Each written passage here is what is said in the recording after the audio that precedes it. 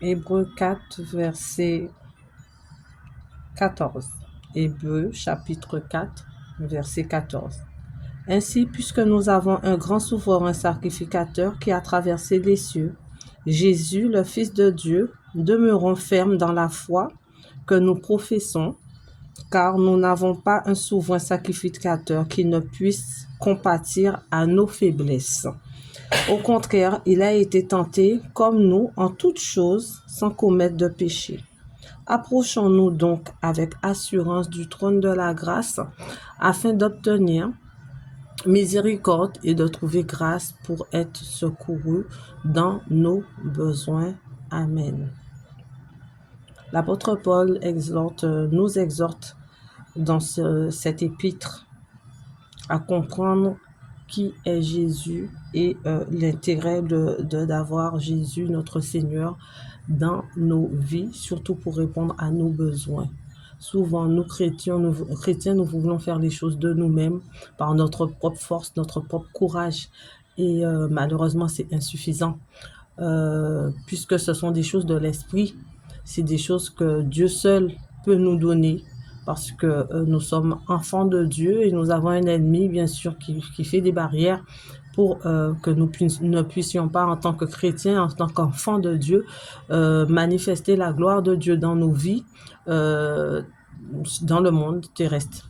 Mais pourtant, Dieu avait envoyé son Fils, Jésus, pour nous aider dans ce combat, dans nos besoins. C'est vrai qu'il n'est plus là, mais physiquement, dans l'esprit, il a dit dans sa parole que je suis avec vous jusqu'à mon retour. Ça veut dire qu'il est avec nous, il entend nos besoins, il voit nos souffrances, il voit nos joies, il voit nos peines.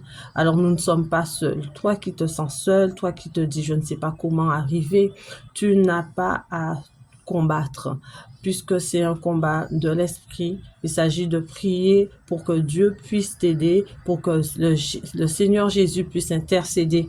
La parole nous dit que il est le grand souverain sacrificateur.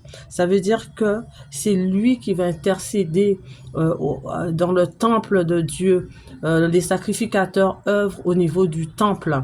Donc pour nous sur terre, il est le pasteur de l'Église, il est le Dieu vivant, il est le véritable, le prince de paix, mais il est également aussi aux cieux, auprès du Père, le grand souverain sacrificateur qui intervient pour nous, qui fait tous les sacrifices encore d'intercession, de prière pour nous auprès du Père, qui montre son sang qu'il a versé pour dire au Père, mais de nous faire grâce.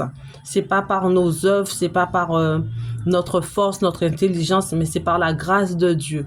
Et lui qui a été tenté en toutes choses et qui a souffert plus que nous-mêmes sur terre, il a subi cette souffrance afin que nous puissions avoir accès à Dieu le Père.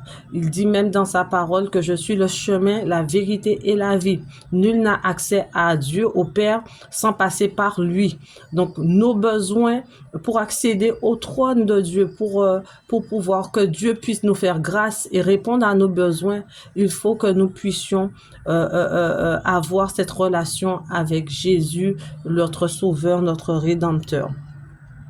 Parce qu'il dit que car nous n'avons pas un souverain sacrificateur qui ne puisse compatir à nos faiblesses. Au contraire, il a été tenté comme nous en toutes choses sans commettre de péché. D'accord? Il a été tenté. C'est pour ça qu'il est venu sur terre. C'était pour vivre notre vie afin de pouvoir réclamer cette légitimité de oui, j'ai vécu ce qu'ils ont vécu, Père. Oui, je comprends ce qu'ils ont vécu. Je l'ai subi. J'ai subi cette souffrance. J'ai subi cette tentation. Oui, cette personne est tombée, cette personne a été fatiguée parce que c'est normal, je l'ai vécu, je sais que c'est dur pour elle, donc fais grâce. C'est comme ça que Dieu nous a aimés afin d'envoyer son Fils pour qu'il puisse intercéder nos prières n'étaient pas suffisantes. Fallait que Dieu envoie son Fils pour que lui puisse donner son sang, souffrir pour nous, mais avoir aussi l'intercession qu'il faut. Et nous avons de plus le Saint-Esprit. La parole dit que le Saint-Esprit soupire. Ce sont des soupirs inexprimables lorsqu'il prie pour nous, que nous ne pouvons pas comprendre, que Dieu seulement comprend. Donc Dieu a tout pourvu pour que nous puissions rentrer dans notre destinée. Dieu a pensé à tout, mais souvent nous négligeons et nous voulons combattre par nos propres forces, ce qui est humain. Mais je t'invite, bien-aimé, à chercher Jésus, à t'allier avec le Saint-Esprit afin que tu puisses rentrer dans ta glorieuse destinée et que tu puisses manifester la gloire de Dieu dans ta vie et que toi-même tu sois glorifié parce que Dieu a des bénédictions pour nous. Non seulement le salut, que tu aies la vie éternelle. Quand tu auras quitté ce monde, souvent nous le négligeons, mais juste prends le temps. Prends le temps de faire une réflexion quand tu vas quitter ce monde. Et si c'était vrai? Et si effectivement l'éternité, cet enfer existe? Est-ce que tu veux prendre le risque de souffrir dans une éternité? Ça veut dire que nous, là, ici, sur Terre, c'est pas l'éternité. Nous allons mourir, nous allons quitter cette Terre. Mais notre esprit, notre âme est vivante. Et donc, du coup, elle va souffrir dans l'éternité. Mais Dieu, par Jésus, nous a accordé le salut éternel, la vie éternelle auprès de lui. Donc, je t'invite si toi, tu ne connais pas encore Jésus, à venir à Jésus, de faire la prière de salut pour accorder, que Dieu puisse t'accorder sa grâce, accepter Jésus comme ton sauveur, comme celui qui t'a lavé de tout péché, qui a endossé tous tes péchés, tous tes fardeaux et qui est devenu ton Seigneur. Et toi qui connais déjà Jésus, mais qui manque de foi, je t'invite à le faire confiance. Je t'invite à prier le Seigneur afin que tu aies plus de foi, à lui demander plus de foi pour que tu puisses marcher avec lui. Invite le Saint-Esprit dans ta vie. Le Saint-Esprit a été envoyé pour nous enseigner, pour nous conduire. Le Saint-Esprit entend ce que nous n'entendons pas. Jésus avait dit à Nicodème, l'homme qui est né de nouveau est comme le vent. On ne sait pas où il va. Mais le Saint-Esprit sait où tu dois aller. C'est le Saint-Esprit qui te conduit. C'est pas les hommes. Et c'est pour ça que les hommes ne te comprendront plus parce que tu marches selon l'Esprit de Dieu. Tu vas selon l'Esprit de Dieu. Et c'est souvent et c'est catégoriquement même une marche glorieuse. Le Seigneur sait mieux que toi ce que tu as besoin. Tu veux être en joie, tu veux rire, tu veux voir des choses que tu ne pourrais pas imaginer dans ta vie. Cherche le Saint-Esprit, cherche Dieu, cherche Jésus et tu verras la gloire de Dieu. Il dit dans sa parole, dans le verset 16, « Approchons-nous donc avec assurance du trône de la grâce, afin d'obtenir miséricorde et de trouver grâce pour être secouru dans nos besoins. » Avance. Avance dans la prière. Avance dans la louange. Avance dans ce que Dieu, les préceptes, tout ce que Dieu te demande de faire. Avance. Avance devant le trône. Crois qu'il y a un trône et que Dieu sur son trône, tu peux avoir cet accès par Jésus-Christ afin d'obtenir grâce. Mais dans quoi? Il dit, tu vas trouver la grâce pour être secouru dans nos besoins. D'accord? C'est normal en tant que chrétien d'avoir des besoins.